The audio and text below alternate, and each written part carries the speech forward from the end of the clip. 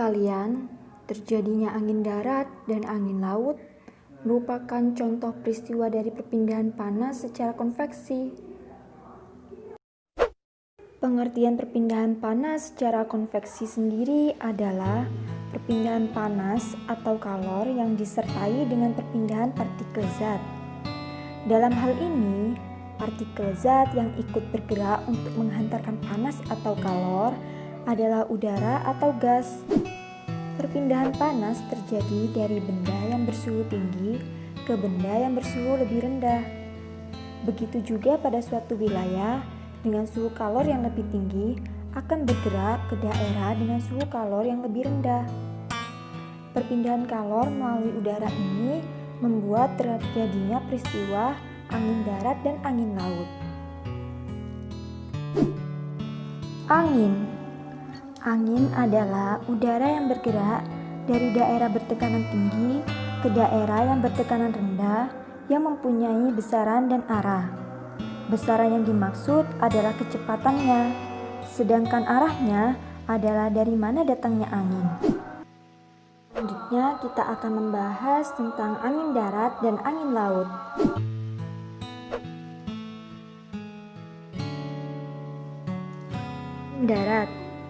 Angin darat merupakan angin yang berhembus dari daratan ke arah lautan.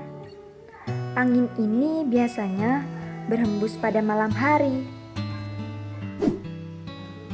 Bagaimanakah proses terjadinya angin darat? Simak penjelasannya seperti berikut ini.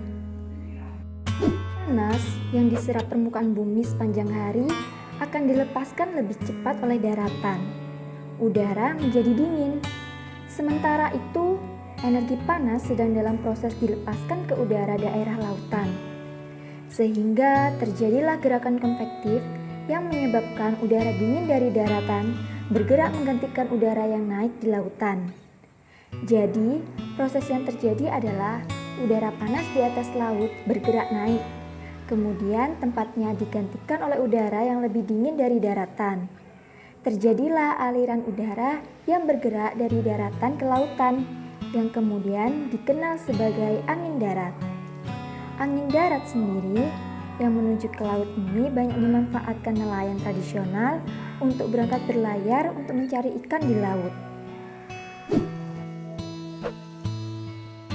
Selanjutnya adalah penjelasan tentang angin laut. Berikut adalah penjelasannya. Angin laut adalah angin yang berhembus dari laut ke daratan, biasanya berhembus pada siang hari. Selanjutnya adalah proses terjadinya angin laut. Berikut adalah penjelasan lebih lanjut tentang proses terjadinya angin laut.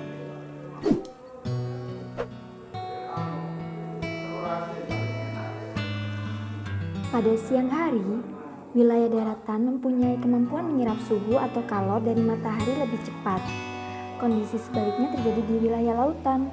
Proses penyerapan panas atau kalor berlangsung lebih lambat. Kondisi ini membuat suhu di daratan lebih cepat panas daripada wilayah lautan. Akibatnya, udara di atas daratan akan bergerak naik. Kemudian udara dingin dari lautan akan menggantikannya. Sehingga terjadilah aliran udara dari wilayah lautan ke daratan yang kemudian disebut sebagai angin laut. Angin laut sendiri terjadi pada sekitar pagi hingga menjelang sore hari.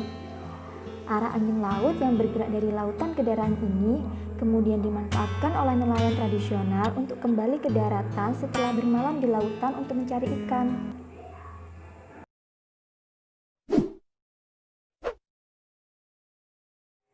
Nah, itulah penjelasan singkat tentang angin darat dan angin laut. Semoga penjelasan singkat tersebut dapat bermanfaat.